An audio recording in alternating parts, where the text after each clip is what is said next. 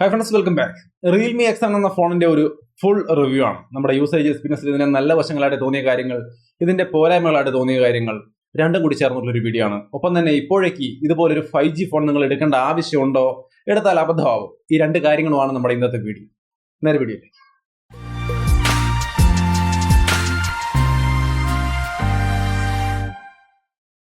Hi, അപ്പൊ Realme X7 എന്ന ഫോണിന്റെ ഫുൾ റിവ്യൂ ആണ്. അതിലേക്ക് കടക്കുന്നതിന് മുമ്പ് പ്രധാനപ്പെട്ട ചോദ്യം, ഞാൻ പറഞ്ഞ പോലെ ഈ ഒരു 5G ഫോൺ ഇപ്പോഴേക്ക് എടുക്കേണ്ട ആവശ്യമുണ്ടോ എന്നുള്ളത് ഒരുപാട് പേര് കമ്മ്യൂണിറ്റി വഴി ഇപ്പോൾ ചോദിച്ചുകൊണ്ടിരിക്കുന്നുണ്ട്. ബാൻഡ്വിഡ്ത്ത് സപ്പോർട്ട് ചെയ്യില്ല, ചിലപ്പോൾ ഇന്ത്യയിൽ വരുന്ന ബാൻഡ്വിഡ്ത്ത് ഇപ്പോഴുള്ള 5G ഫോണുകളിൽ സപ്പോർട്ട് ചെയ്യില്ല എന്നുള്ളതാണ് ഒരുപാട് പേരുടെയും പേടി. കഴിഞ്ഞ ദിവസത്തെ എയർടെലിന്റെ ഒരു ട്രയൽ നടത്തിയപ്പോൾ അവർ പറഞ്ഞിരുന്ന ഒരു കാര്യം, ഇന്ത്യയിൽ അവൈലബിൾ ആയിട്ടുള്ള എല്ലാ 5G ഫോണുകളിലും സപ്പോർട്ട് ചെയ്യുന്ന തരത്തിലാണ് 5G അവർ കൊണ്ടുവരാൻ പോകുന്നതെന്നാണ് പറഞ്ഞിരിക്കുന്നത്. സോ ഭയപ്പെടേണ്ട യാതൊരു ആവശ്യമില്ല. അത്രയും വലിയൊരു കമ്പനി ഒരു പ്രസ്താവന ഇറക്കുമ്പോൾ ഒന്നും നോക്കാതെ ഇറക്കില്ല എന്ന് നമുക്ക് പ്രതീക്ഷിക്കാം. എന്തൊക്കെയാണെങ്കിലും നിങ്ങളുടെ ഈ ടെൻഷനുകളെല്ലാം നിങ്ങൾ മാറ്റിവെക്കുക. 20,000 രൂപയ്ക്ക് നിങ്ങളൊരു ഫോൺ വാങ്ങിക്കാൻ പോവുകയാണെങ്കിൽ അവിടെ രണ്ട് നല്ല ഫോണുകൾ, ഒരെണ്ണം 5G ഉള്ളതും 5G ഇല്ലാത്തതും. അങ്ങനെയാണെങ്കിൽ 5G ഉള്ളത് തന്നെ എടുക്കുക. കാരണം 5G കൂടുതൽ ഉണ്ടായതുകൊണ്ട് നമുക്ക് ഒരു ദോഷവും വരാനില്ല. ഭാവിയിൽ 5G ഇന്ത്യയിൽ നല്ല അതിൽ സപ്പോർട്ട് ചെയ്യുന്ന തരത്തിൽ ബാൻഡ്വിഡ്ത്തോടുകൂടി വന്നാൽ നമുക്ക് 5G ഫോൺ യൂസ് ചെയ്യാം. അപ്പോൾ 5G ഇല്ലാത്തൊരു ഫോൺ, 5G ഉള്ളൊരു ഫോൺ ഉണ്ടായിട്ട് അത് എടുക്കാതെ 4G എടുക്കേണ്ട ഒരു ആവശ്യമില്ല.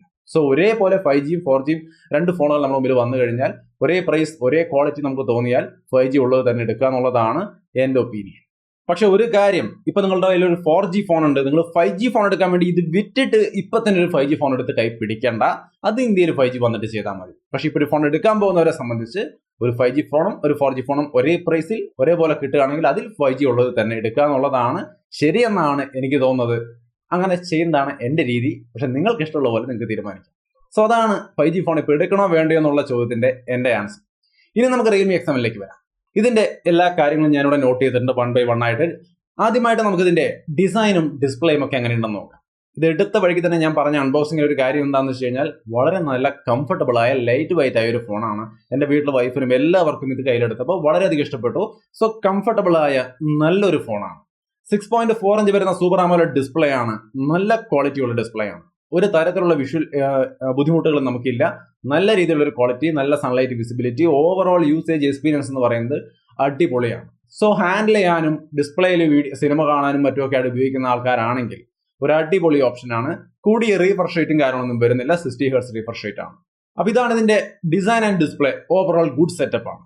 ഇനി ഇതിന്റെ ഡിസൈനിന്റെ സൈഡിലെ നെഗറ്റീവ്സ് എന്താണെന്ന് ചോദിച്ചു കഴിഞ്ഞാൽ, ഒന്ന്, ഇത് പ്ലാസ്റ്റിക് ആണ്. ഇതിന്റെ ഫ്രണ്ടിലുള്ള ഗൊറില്ല ഗ്ലാസിന്റെ പ്രൊട്ടക്ഷൻ ഒന്നും അവർ കൃത്യമായിട്ട് പറയുന്നില്ല. സോ ഇത് പ്രൊട്ടക്ഷൻ എന്താണ്, സ്ട്രോങ് ആണോ ഒന്നും നമുക്ക് ഇപ്പോഴേക്ക് അറിയില്ല. ഓവറോൾ ഗുഡ് എക്സ്പീരിയൻസ് ആണെന്ന് മാത്രമേ പറയാൻ പറ്റുള്ളൂ. പിന്നെ റിയർ സൈഡ് ഒക്കെ പ്ലാസ്റ്റിക് ബിൽഡ് ആണ്.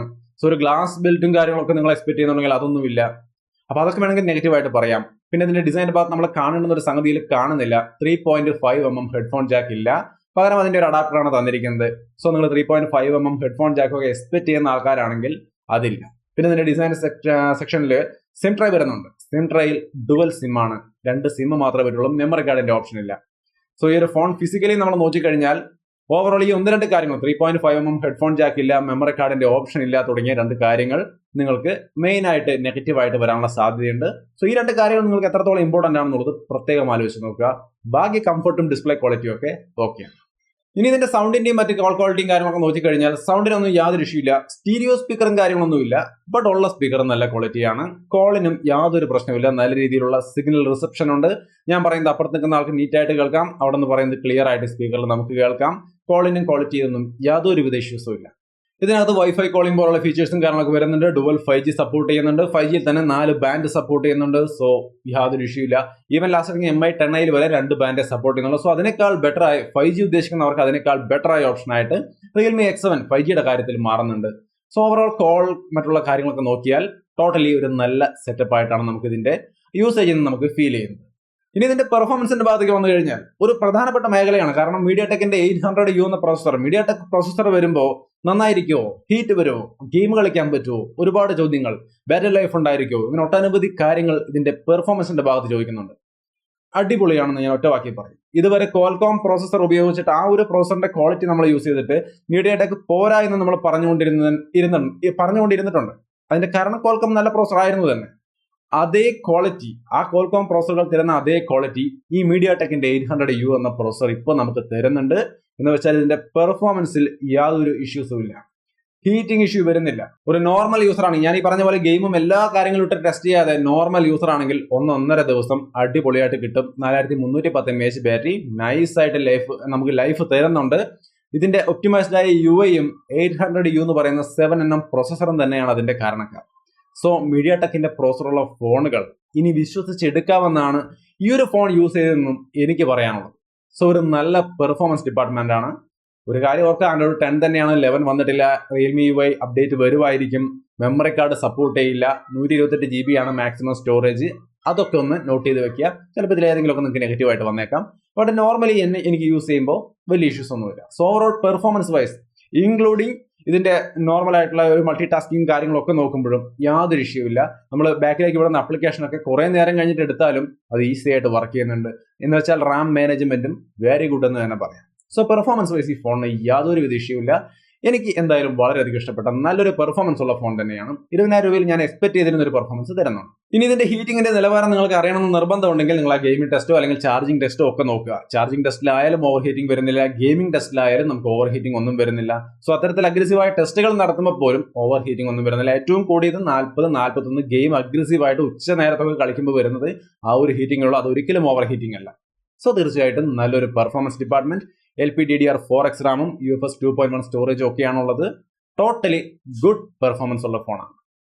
ഇനി ഇതിന്റെ ക്യാമറ 64 മെഗാപിക്സലിന്റെ മെയിൻ ക്യാമറയാണ്, 8 മെഗാപിക്സലിന്റെ വൈഡ് ആംഗിൾ ക്യാമറ, 2 മെഗാപിക്സലിന്റെ മാക്രോ സെൻസർ, 16 മെഗാപിക്സലിന്റെ സെൽഫി. ഇതെല്ലാം കൂടി കൂട്ടിച്ചേർത്ത് നോക്കിയാൽ സെൽഫി ക്യാമറ എനിക്ക് നല്ല രീതിയിൽ ഇഷ്ടപ്പെട്ടു. നിങ്ങളിവിടെ കാണുന്ന തരത്തിലാണ് ഇതിന്റെ സാമ്പിളുകളൊക്കെ. കുഴപ്പമില്ല. എനിക്ക് അതിന്റെ ക്യാമറ റിവ്യൂ എന്തായാലും ഞാൻ ഡെഡിക്കേറ്റഡ് ആയിട്ട് ചെയ്തിട്ടുണ്ട്. സോ അതുകൊണ്ട് തന്നെ ഞാൻ ക്യാമറയെ കുറിച്ച് കൂടുതൽ ഇവിടെ വിശദീകരിക്കുന്നില്ല. സെൽഫി ക്യാമറ എനിക്ക് എന്തായാലും ഇഷ്ടപ്പെട്ടു. കൂടുതൽ വിശദമായിട്ട് ഇമേജുകൾ കാണണമെന്നുണ്ടെങ്കിൽ ക്യാമറ റിവ്യൂ കാണാം. അതിന്റെ ലിങ്ക് ഞാൻ ഡിസ്ക്രിപ്ഷനിൽ കൊടുത്തിരിക്കാം. അതേപോലെ മെയിൻ ക്യാമറയുടെ കാര്യത്തിലേക്ക് വന്നാൽ ഓവറോൾ അതും ഗുഡ് ക്വാളിറ്റി തന്നെയാണ്. വീഡിയോ ക്വാളിറ്റി ആയാലും എല്ലാം നന്നായിട്ടുണ്ട്. ഡേ ലൈറ്റിലൊക്കെ എനിക്ക് ഓവറോൾ ഇഷ്ടപ്പെട്ടു. ലോ ലൈറ്റിൽ ആർട്ടിഫിഷ്യൽ ലൈറ്റിംഗ് കണ്ടീഷനിൽ വീഡിയോ എടുക്കുമ്പോൾ ചില സമയത്ത് സ്കിൻ ടോൺ ചേഞ്ച് വരുന്നുണ്ട്. അത് എനിക്ക് അത്ര ഇഷ്ടപ്പെട്ടില്ല. ഒരുപക്ഷെ അപ്ഡേറ്റിലൂടെ ഫിക്സ് ആയേക്കാം. എന്നാലും നിങ്ങൾ അതിന്റെ ക്യാമറ റിവ്യൂ വിശദമായിട്ടൊന്ന് കണ്ടു നോക്കുക. അത് ഓൾറെഡി ചെയ്തിട്ടുള്ളത് കൊണ്ടും അതിന്റെ ലിങ്ക് ഇവിടെ അയക്കുന്നുള്ളത് കൊണ്ടും ഞാൻ കൂടുതൽ പറയുന്നില്ല. അപ്പൊ എന്തായാലും ക്യാമറ റിവ്യൂ കണ്ടിട്ട് വരിക, എന്നിട്ട് നിങ്ങൾ എടുക്കണോ വേണ്ടി എന്നുള്ളത് തീരുമാനിക്കുക. ബാറ്ററിയുടെ കാര്യത്തിലേക്ക് വന്നു കഴിഞ്ഞാൽ 4310 mAh ബാറ്ററിയാണ് ഞാൻ പറഞ്ഞു. ഒരു 1.5 ദിവസം നോർമൽ യൂസർക്ക് എങ്ങനെ പോയാൽ ഒരു 1.5 ദിവസം ബാറ്ററി ലൈഫ് കിട്ടും. എത്ര നേരം കൊണ്ട് ചാർജ് ആവും എന്ന് ചോദിച്ചു കഴിഞ്ഞാൽ 1 മണിക്കൂർ കൊണ്ട് 0-ൽ നിന്നും 100 ആവും. അതിന്റെ ലെവൽ എങ്ങനെയാണെന്ന് അറിയണമെങ്കിൽ ചാർജിംഗ് ടെസ്റ്റ് നമ്മൾ ചെയ്തിട്ടുണ്ട്. അതിന്റെ ലിങ്കും ഡിസ്ക്രിപ്ഷനിലുണ്ട്. എത്രയൊക്കെ മിനിറ്റ് കൊണ്ട് എത്രയൊക്കെ ചാർജ് കയറുന്നുണ്ടെന്നുള്ളത് കൃത്യമായിട്ട് അതിൽ കാണിക്കുന്നുണ്ട്. ലിങ്ക് ഡിസ്ക്രിപ്ഷനിലുണ്ട്, കണ്ടു നോക്കും. സോ ഓവറോൾ ബാറ്ററിയുടെ ഭാഗത്തും ഞാൻ ചാർജിങ് സ്പീഡിലും ബാറ്ററി ലൈഫിലും സാറ്റിസ്ഫൈഡ് ആണ്. അപ്പൊ ഇതിന്റെ പ്രൈസ് എന്ന് വെച്ച് കഴിഞ്ഞാൽ 6GB റാം 128GB സ്റ്റോറേജിന് 20,000 രൂപയും 22,000 രൂപ വരുന്നുണ്ട്. 8GB Ram 128GB സ്റ്റോറേജിന്. മെയിൻ ആയിട്ട് ഈ ഫോൺ വാങ്ങിക്കുമ്പോൾ നെഗറ്റീവായിട്ട് നമുക്ക് എന്തെങ്കിലും ശ്രദ്ധിക്കേണ്ട കാര്യങ്ങളുണ്ടോ എന്ന് ചോദിച്ചാൽ ഒരു കാര്യം എന്ന് പറയുന്നത് ഇതിൽ മെമ്മറി കാർഡ് ഇടാൻ പറ്റത്തില്ല. 2 ഹെഡ്ഫോൺ ജാക്ക് വരുന്നില്ല. പിന്നെ പ്ലാസ്റ്റിക് ആണ്. നിങ്ങൾക്ക് പ്ലാസ്റ്റിക് ഒന്നും ഇഷ്ടമല്ലെങ്കിൽ ഗ്ലാസ് ആണ് വേണ്ടതെങ്കിൽ അത് ഇതിനകത്തില്ല. റിയർ സൈഡൊക്കെ പ്ലാസ്റ്റിക് ആണ്. പിന്നെ കൂടിയ റീഫ്രഷ് റേറ്റ് ഇപ്പൊ എല്ലാ ഫോണുകളും 20,000 റേഞ്ചിലൊക്കെ നമ്മൾ കാണുന്നുണ്ട്. ഇതിൽ ആ ഒരു റീഫ്രഷ് റേറ്റ് കൂടുതലില്ല.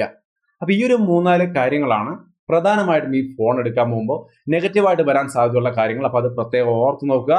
ക്യാമറ റിവ്യൂ മറക്കാതെ കണ്ടു നോക്കുക.